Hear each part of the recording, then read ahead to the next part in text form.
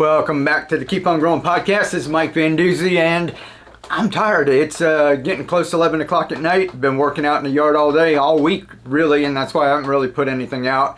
But I've got a couple of important questions to ask you, and thank you to everyone who answered the last questions about sustainability and self-sufficiency, permaculture, and that, homesteading. It really helps me as I'm looking into all of this and deciding which way I want to go with everything, and just getting an idea what everybody thinks of all these concepts.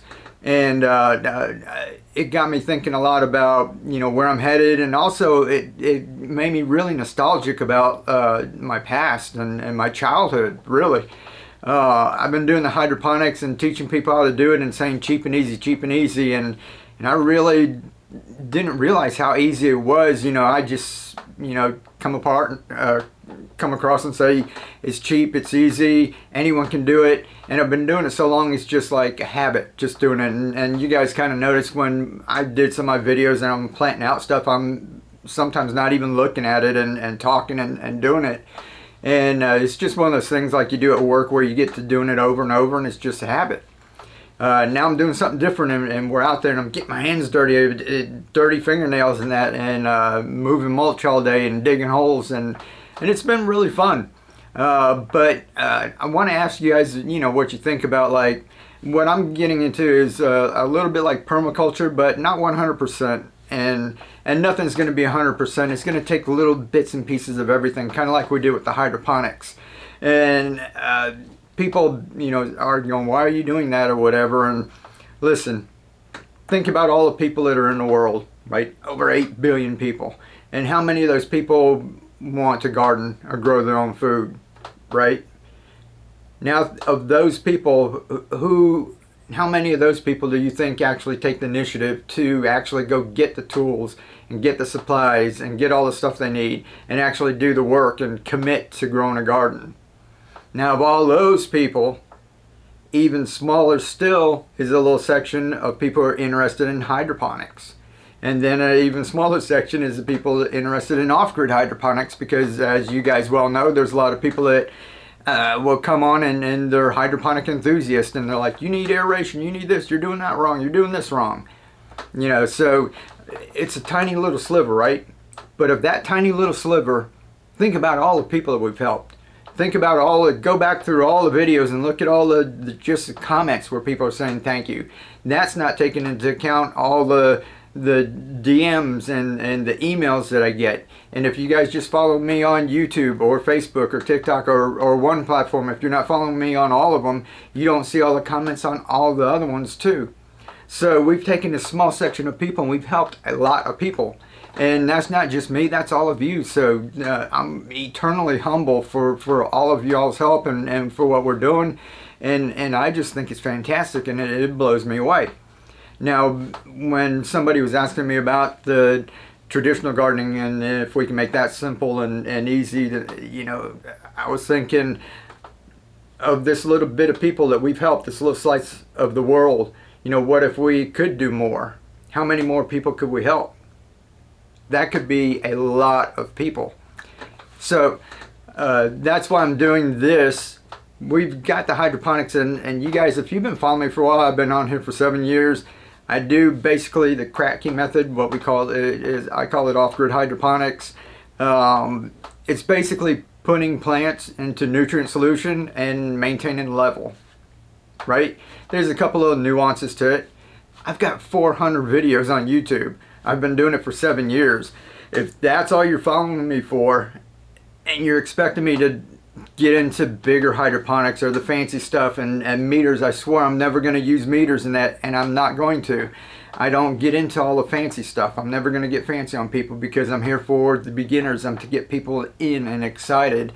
And think of it kind of like school, okay, where I'm always saying like ABCs 1, 2, 3s, right? All the people that are on social media, who are on YouTube, Facebook, and everything, they want you to come to them, and they want you to just watch them and to keep on watching them, right?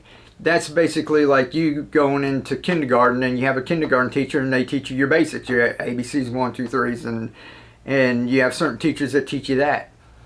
And that would be like having that same teacher teach you first grade and second grade all the way through high school, maybe through college.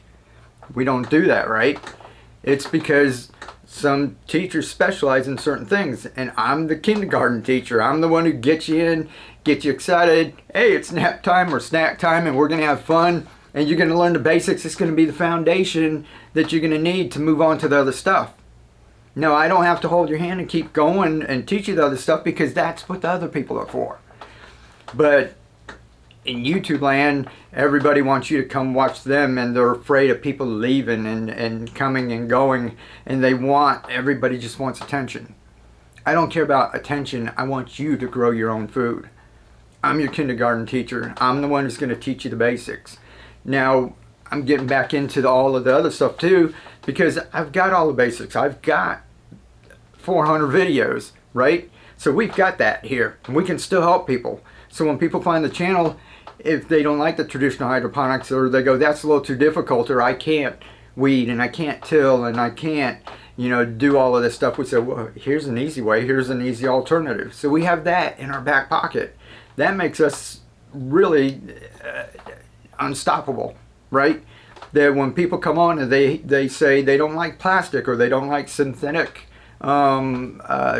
fertilizers like we have in hydroponics, we'll say, well, here's organic gardening and here's permaculture. We're going to have a little bit of everything, but it's not going to be anything that's too difficult. It's going to be stuff that beginners can do. I think back to when I said I was getting nostalgic, and this is what I want to ask you guys. What do you think about this? Because it kind of blows my mind. Like right now, I'm trying to, I'm making like a little mini food forest. I think they call it permaculture and that. And I'm thinking of these plants, and we're putting in like fig trees and loquat and blueberries and things. And when I'm putting these plants in, when I was growing up, I don't want to make this really long or anything. Back when I was a kid, or I was born in Florida, in Miami, Florida, things just grew down there. You can grow all year long. But my mom, she liked to grow a couple house plants and everything. But ever since I was born, there was 2 grapefruit trees in the yard. Huge grapefruit trees, and one was a little bit older than the other one. One did a little bit better. There was a lime tree. My grandfather just planted it there. My mom didn't cook with limes. If you guys kind of remember like the 60s, 70s, there was meatloaf, mashed potatoes, and corn or peas, and a hot dog or hamburger and pizza. There wasn't all this fancy stuff like we do today.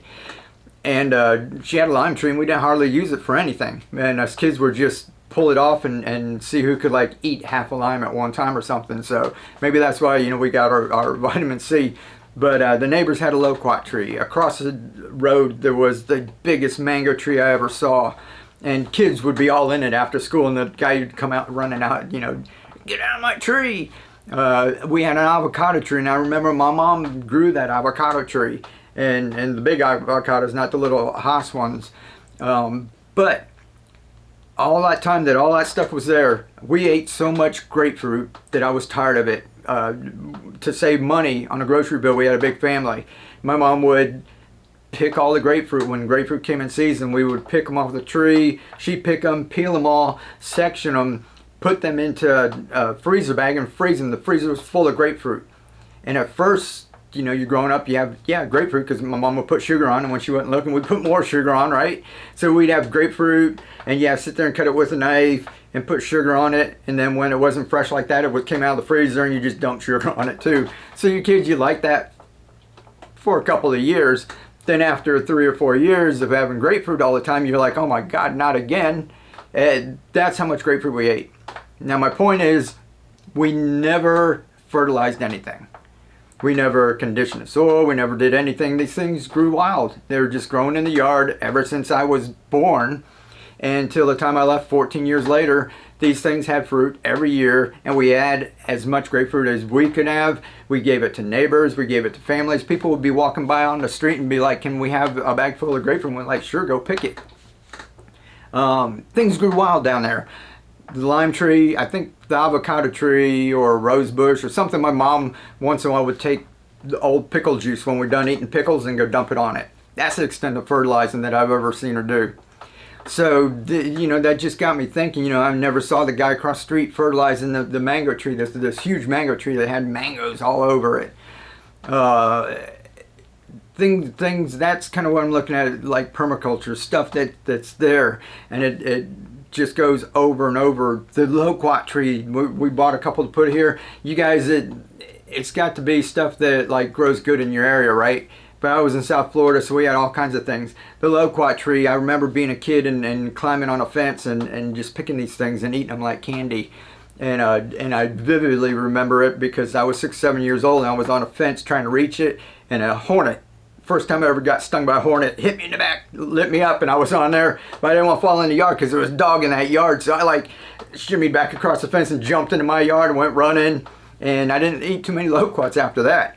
But then when I moved back in the city, I didn't see too many down where I lived out in the country. When we moved into the city, I see these loquat trees all over the place. People have them like ornamental trees because the leaves look nice and that. All this fruit, and people aren't eating it. It's all just falling on the ground. I went into Arby's and they had like, must have been like a dozen of these trees, 6 down one side of the building, 6 down the other side of the building, full of fruit. And I went in there and was ordering lunch, and I just asked the cashier, I said, do you mind if I grab some of that loquat out there? And she was like, what? I said, the fruit that's grown on a tree. And she's like, there's no fruit out there. I was like, there's like a ton of fruit out there. And she's like, I don't know what you're talking about. And the manager kind of heard, and she looked over and she said, yeah, that's okay, you can go ahead. And she kind of just smiled and winked at me. And the kids didn't know what they're talking about. But there's all this food that could be growing, and people don't even know about it. It's kind of blowing my mind. So when we set these things up, what I want to ask you guys, do you know, in your area, stuff grows, like I know that you guys don't have citrus, but to me it's blowing my mind the more I think about it, because I've been just growing lettuce, kale, pak choy, greens. But if oranges and lemons and limes and citrus, we're the sunshine state, and we're known for like citrus, just like California and that, right? Why are any of us buying any of that in the store? Like anyone in the state, if it grows wild everywhere, why doesn't someone on every single block have an orange tree, and the neighbor have a lemon tree, and the neighbor have a lime tree, and we all friggin' share? There should be no reason for us to be buying any kind of citrus here in Florida.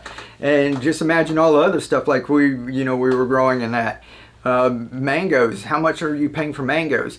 And they just grow like wild over here. So, up north, it's like apple trees and that, or even corn, wherever you live, whatever state, whatever grows good in your state, if that's what your state is known for. Georgia peaches, right? Why am I buying any peaches? We're right here next to Georgia, and we could all have peach trees. So we have the answers to everything. We can do things. We don't have to be put into all these positions of being dependent on a system. Everybody can take steps, simple steps. Maybe it's starting a movement. I know people talk about stuff like this and it sounds like you're a hippie and esoteric in that. But it just blows my mind that people freaked out when we went in lockdown, when stores started getting short on things, when people thought, they might starve, or this might dry up and that might dry up, and we might not have seeds, and we might not have fertilizer. And there's states around here, if you're in the middle of the desert, that's one thing, but lots of us, you can actually be growing a lot of your own food really cheap, really easy. Some of it takes no care at all, and then you have more money to spend on the other stuff. But I know how the system works and agriculture and all of this, but it just blows my mind that we're getting oranges and lemons and stuff from across the country when that's what we're supposed to be known for here. So this is a lot of the stuff that I'm going through and thinking about. Even after I was a kid, we moved up to Georgia. I was like 14. My next door neighbor, this old couple, sweetest people you could have had for neighbors and that, but they had huge fig trees. And the thing, they didn't fertilize, they didn't do anything, and we went in and we cleaned up the figs because they'd fall and mold because there were so many of them that everybody couldn't eat them. Everybody could eat as many figs as you wanted, and there's no way we could eat them all. They had blueberry bushes. We would just go out in our backyard, and the blueberry bush was on his side, and the branches would come over, and they said, just take. I remember us just going and grabbing blueberries and going in, my mom making blueberry cheesecake. And then he had mint growing all over the ground. I didn't even know what mint was, and he was like, we're mowing his lawn, and he's like, don't run over all of that. And we're like, why not? He goes, pick up a piece and taste it, and it tastes like the gum, right? Juicy fruit or spearmint double mint gum. And we're like, wow, you're growing that? And he's like, no, it's just growing by itself. So these are all the things I'm going through and thinking about, and thinking of how we can do things and make little systems and make like little communities where we can share things. And there's so many different directions we can go with this. That's what I want to do. This isn't me just wanting to come on and make a video and say this is how you plant a tomato plant, and this is how you prune a tomato plant, and I'm just not going to be one of those other channels. This is a journey that I'm on, and I really do want to help as many people around the world as I can, and all that we've done in the past 7 years blows my mind. Every night, it's what gets me up in the morning, and when I turn on my computer and look at things and I get messages or thank yous and emails, that keeps me going. And we're doing the things that they said you can't do. You can't change the world. You can't, that think small, just help a couple people. And the things that we're doing are easy. We're not, it's just putting stuff on social media, and then you guys pushing the little share button, or taking what you learn and just teaching somebody else. There's people out there teaching classes. There's people out there making like grow boxes and passing them out. There's people who are saving seeds and giving them to other people.